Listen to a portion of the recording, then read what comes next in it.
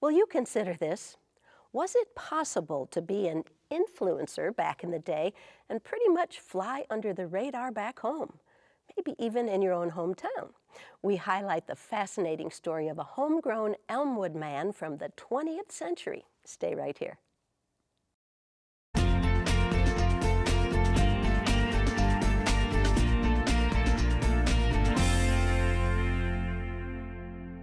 He hobnobbed with the world renowned of the day, but his quiet leadership and humility somehow managed to keep him out of the limelight, at least back home. He was sought out as an advisor in a number of matters. Bill Engelbrecht is here to introduce us to Nelson Dean Jay from Elmwood, Illinois. So, welcome, Bill Engelbrecht. Thank you. From Peoria now. Yes, good to see you again. You too. Okay, so we'll start out with, we have Nelson Dean Jay, little known, and how did you manage to uncover his story, his fascinating story? Well, there are co-authors to this little book, and Carl Taylor is that co-author. Mm-hmm. And Carl and I worked together at Bradley University. We're both University of Illinois graduates, so we've known each other for a long time. Carl was at his own graduation from Knox College, and while he was looking things over, they were honoring a guy up on stage. And Carl said, "Who's that?" And it turned out to be Nelson Dean Jay, and we've been chasing him around for many years since. So was Nelson Dean Jay actually there then for He was. To receive an award? He was, yes. Okay, wow. All right, so Carl, because it was, Knox College and Elmwood, Illinois, I think Carl was born and raised in Elmwood. So he wrote several things. He had all kinds of notes. I kind of went online and looked up some things, and so he inspired you, and he can't be with us today because illness and, it's just life today. But he inspired you to do a little more digging? You bet. We've been digging around the life of Nelson Dean Jay for a long, long time. And it's interesting to do a biography on a gentleman. You really realize that you become intimately aware of what they do. You sort of live with them in a way. Mm-hmm. So you go through the ups and downs. You enjoy the things that he enjoyed. You go up and down with good things and bad things, and it's sort of eerie when you do the life. So imagine if I were to write a story about you and I knew everything there was about you. That would be bad news tennis shoes. Yeah. That would be enjoyable, but it's a very scary proposition. So let's learn more about him. Let's hear about him. He was born and raised in Elmwood, went to Knox College, but give us a little more. Well, from Knox College, he got married certainly right after college, married a wonderful lady from St. Louis. As we say, he sort of married up, as they say. Okay. And went to Milwaukee after that in the finance world, and then from there to Chicago in the finance world. And then World War I came along. But he was with J.P. Morgan all of that time? Not that time. All right, go ahead. He went through World War I, and while he was in World War I, he, by the way, was decorated by the United States. He was decorated by Belgium, and he was decorated by France in a short period of time that he was in World War I. Came back from World War I, and that's when J.P. Morgan came calling. Yeah, so tell me about that. So J.P. Morgan, businessman, knew energy and knew, obviously recognized leadership. So is that how, I didn't do the research, you did, so tell me if I'm on the right track. Well, there were some cohorts of Nelson. There were cohorts of J.P. Morgan who were in the military as well with Nelson Dean Jay. All right. And so they became aware of him, and they started passing little love notes along to J.P. Morgan about this guy that they found in World War I. Mm-hmm. And soon after World War I, the knock came on the door, and he was personally recruited, by the way, by J.P. Morgan, and it's very interesting because all of the people who worked for J.P. Morgan, They came from the East Coast. They were of the elite colleges on the East Coast. They were well-to-do. Like Ivy League kind of? Very much so. And they even all the way down to their religion, they were sort of selected as to who would wind up at J.P. Morgan. Interestingly enough, Nelson Dean Jay was almost none of those. He was from a small town, Elmwood. He was of a different religion, although Protestant. He didn't go to an elite school, but they saw something in him that attracted them, and so he was hired personally by J.P. Morgan. All right. Well, so then he worked for him in the United States for a time before he was sent overseas on a special assignment? No. What happened was J.P. Morgan had an office in Paris, France, and things were not going exactly as he would like. Such as? Such as how things were being run and how the size of the office and the money that was being profited. So he sent Nelson Dean Jay to Paris in 1920. And when Nelson Dean Jay left Paris about 35 years later. So he was the head of J.P. Morgan in Paris, France for about 30 years through the aftermath of World War I, through all of the troubles, financial troubles in the world in the 20s and the 30s, and then he was even there during World War II. Interesting. So what was his main role? He was, I mean, he was an elite over there, considered an elite. He could be with the movers and shakers. He very much was, and he had a personality that was liked by almost everybody. He was, I guess, a financial wizard. He did all the right things, and so he became friends with the most amazing number of people. By the way, he was president of J.P. Morgan Paris.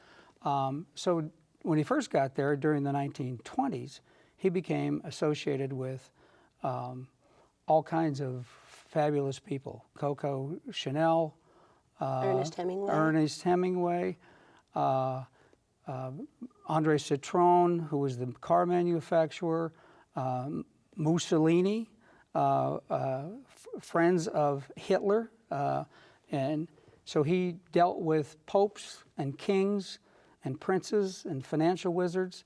And they sought him for advice. They absolutely sought him with advice. In fact, presidents of the United States, when they would send ambassadors and people over to France, they would say, well, you need to see X, and you need to see Y, and you need to see Nelson Dean Jay.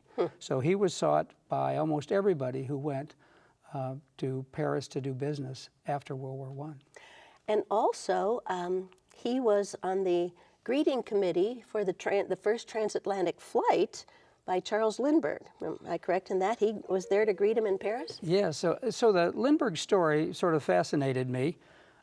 Yes, he had been, the J.P. Morgan Company essentially financed the trip of Lindbergh. Of Lindbergh. Interesting. And so when he got to Paris, he needed to greet somebody, and in his pocket was a business card of Nelson Dean Jay.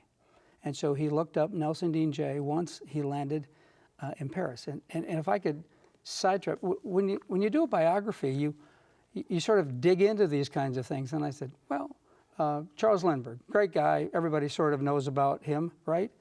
Well, one of his personal friends for almost 50 years was Nelson Dean Jay. And so I started to poke around. Nelson Dean Jay from around here.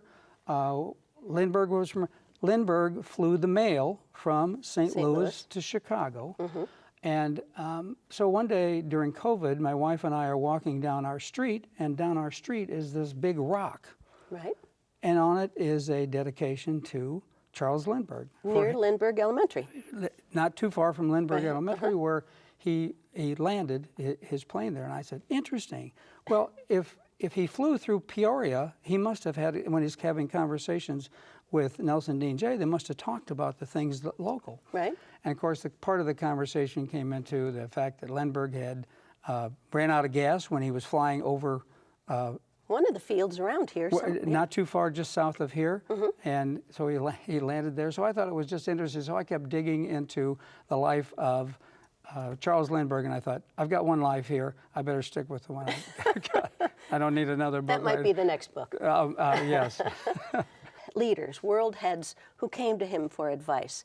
They were looking for financial advice. I mean, post-World War I, the rebuilding of Europe, the popes, I mean, what were they seeking from him? Well, first of all, it was advice on who was who and who was doing what. That was a big part of what he did. But financial resources was something else. And another example would be a guy by the name of André Citroën. André Citroën became the largest car manufacturer in Europe, and he came to see Nelson Dean Jay about making a car. And he did that in World War I, and then closer toward World War II, he came back again and he said, remember how I told you I wanted to be a famous car manufacturer? Nelson Dean Jay said, well, I'm not sure I can help you all that much because J.P. Morgan really doesn't think there's much of a future in cars. He likes railroads instead. Okay. But as it turned out, Nelson Dean Jay introduced him to the head of the Buick division and the head of General Motors, who were in offices just close to him. Mm-hmm. And guess what? André Citroën came out with a few $1 million from the J.P. Morgan company to start his manufacturing business. And ended up doing all right. He did just fine. All right, so he also helped Madame Curie.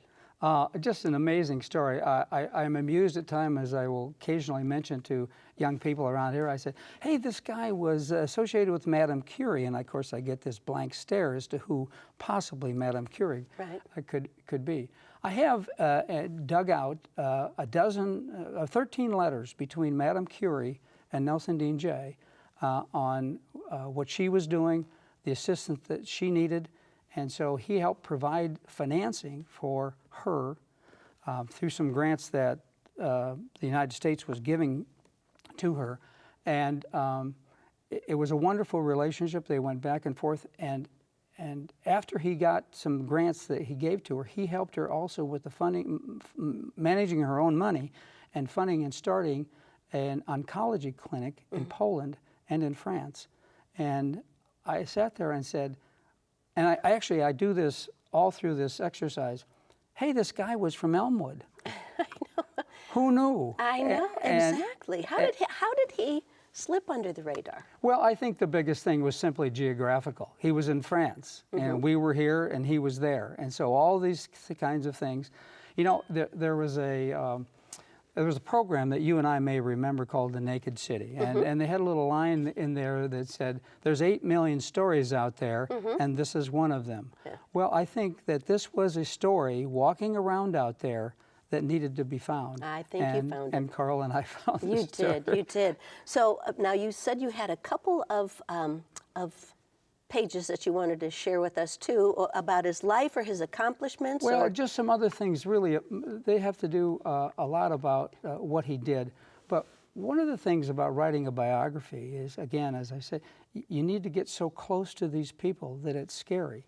And so every word you go over it and over and over again, and you write every sentence and you go through it. And I sort of believe that you write to the ear, not to the eye.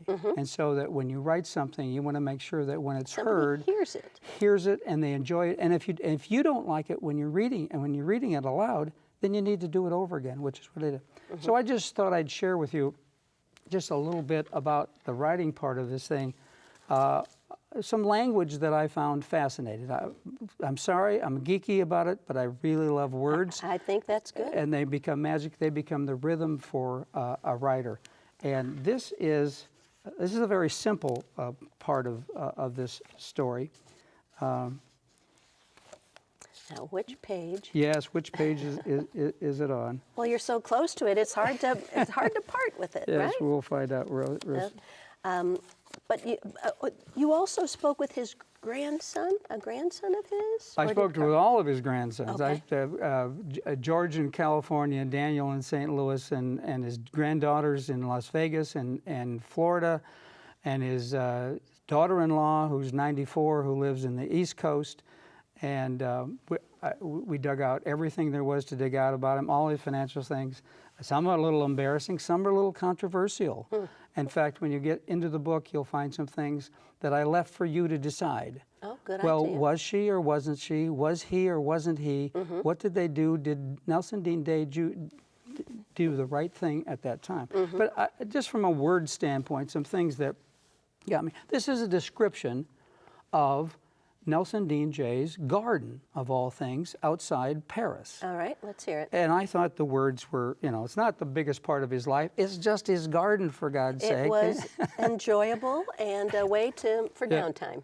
One of the glories of Fontainebleau, which is where he lived, that's okay, was the potager, or vegetable garden, with fruit trees espiraled against the stone walls and enclosing the careful beds. One tree, I remember, had been pruned down to about 1.5 feet. The branches spread out for several feet.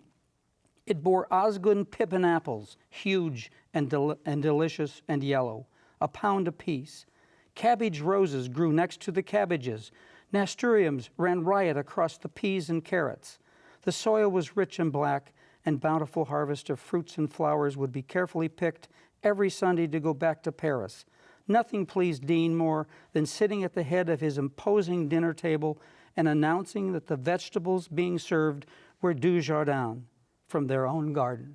Wow. And I said, wait a minute, nasturtiums running riot across the peas and carrots? Who writes like that? Who says that? Who talks like that? But I just love. Well, they're edible. Nasturtiums are edible. I know they are. Yeah. And they crawl around. And they're beautiful. And they chase peas and carrots, evidently. Well, and so there he was, growing his own produce, which made him that much more human. Yes, he was a bigwig, but he was also right down to earth and digging in the earth. He was, and he had 3 boys, and of course he became a grandpa as a result. And he dressed very formally. J.P. Morgan, when they went to the office, they had white gloves. Okay, All they of dressed. them. They dressed in white gloves. They had their lunches brought to them. They had nothing on their table in their office. There was no paper or anything on their table. They did deals for major. So he was just a fascinating guy from that perspective. So when he would come home, he was still this very proper. And one of his granddaughters said, just once, I wish I had seen him in a pair of boxers with an old T-shirt on, which they never saw him in, Right. because he had his suit and his tie on, and he smoked a meerschaum pipe. And when he would meet his, it sounds a little bit stiff, but he was maybe a little bit stiff. But when he met his granddaughters and grandsons at different times, he would shake their hand. Instead of a hug, he would shake their hand with his meerschaum pipe, because that was his style. But That was his shtick. yeah, That was his thing. I don't want to forget the woman that he married. Yes, Anne. Anne, Oh, right, my from St. gosh. Louis. From St. Louis, from a fairly well-to-do college. She went to school on the East Coast. All right. She had 9 years of French by the time she got out of college. Who does that anymore? Right. But And- that was in the early 1900s. Yes, that's correct. In about 1910, I think she graduated. They got married in 1910, and very alert. She decided to become. In those days, it was traditional for her to be the wife at home, and she did all the social things. But at one point, she said, Nelson, I'm really tired of these meetings that you guys have where you go into the back room with the rest of the guys and smoke your pipes and stuff like. I want the meetings to be with the wives, and I want it to be out front. So she put the arm on him that life was going to change a little bit in the Jay household. Well, good for her. I mean, that was about the right time to be doing that kind of thing, a suffragette in her own right. Yeah, that was in 20, and she was doing this in about 1920, although she was doing it in France. She made the comment that the ladies in France were not quite up with the ladies in the United States. So. Oh, Yes, oh, so- that's very interesting. So, but at one point, where did I read that J.P. Morgan wanted their clients, their customers, to know that they were working with the top echelon of everyone, everything. Absolutely. And the J.P. Morgan at that time was the largest bank financially, not in terms of people, but in terms of finances in the world. And he was in charge of it in Paris.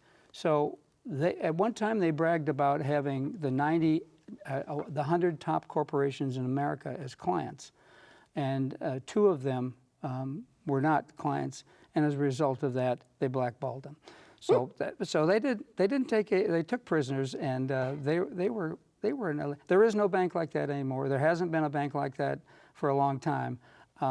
It was quite a different time, and it was, again, to repeat myself, there was a guy from Elmwood in charge of this whole thing. Come on. It just proves that no matter who you are, no matter where you're from, you can do it if you put your mind to it. Yeah, which brings up in addition to simply penning words, a goal I have for this book is to make it available in places like Elmwood and Farmington and Henry, where I came from, and all the other small communities, including Peoria, so that young people, I'm guessing about sophomore and high school age, can read a book like this and say, I can do that. I can be that. I can go someplace from a small community and do anything. I can do what Nelson Dean Jay did, and maybe even better. And I think today, we miss some of those leaders that people should follow, or at least considering follow. I understand it was a different time, but there are lots of things that we all could learn from reading this book. And so one of my goals, and I've already got it into one high school where they've agreed to take it for all. Oh, like for a history class? Or a history class. They can finance? do turn papers. They can do all kinds of different things. They can do career development. It's just endless, the kinds of things that you could do with a book like that. And I've been in a lot of the schools and love them to death, but there are a few, some literature in there that I'm not sure I'd recommend. So the book is called The American Banker in Paris, Remarkable True Story. And I mean, what was the biggest surprise that turned you upside down when you were getting so intimately close to Nelson Dean Jay? I think one thing that, I don't know, by the way, I think surprises are wonderful. And I think if you read this book, you'll find lots of surprises. You know, it's what nurtures us. Some surprises are great and some surprises are not so great. Right. There's a lot, and there's a few of both of those in here. There's some tragedy that, I think the idea that everybody that ran the country in those days, okay, came from the East Coast. They were well-to-do. They were well-positioned. Many generations from that family had been doing it for years. And out pops a guy from the Midwest. And I didn't know that when I was growing up. You know, I'd always wanted to go to a good school and stuff like that. But Harvard wasn't exactly where I thought I wanted to be. U of I's nothing to sneeze at, though. Thank you. And so it's really nice to see that that can happen, and that maybe it should happen, that the East Coast doesn't need to run the whole world. Well, you know, and then Midwestern values and standards, he brought those with him in his own way, and then his wife knowing French, what an asset when they moved over to Paris. Absolutely. And I again, little amazements. Again, I mentioned that she had 9 years of French. You know, I had a couple of years of Spanish, you know, and we don't teach the language. Interestingly enough, there's another little story in there where Nelson Dean Jay is sitting with J.P. Morgan and the Prime Minister of England, okay? And Nelson Dean Jay and the Prime Minister of England are discussing things in Latin, and they're having conversations about Latin.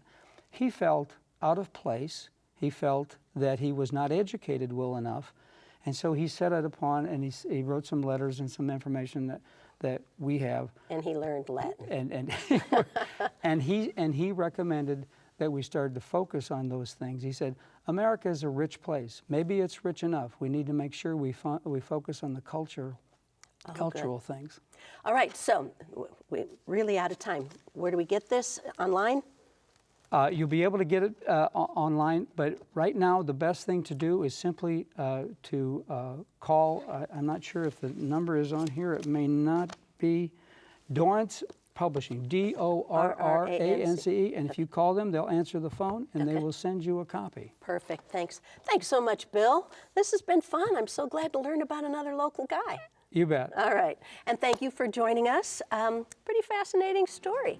So stay healthy, be well, and again, thanks for being here.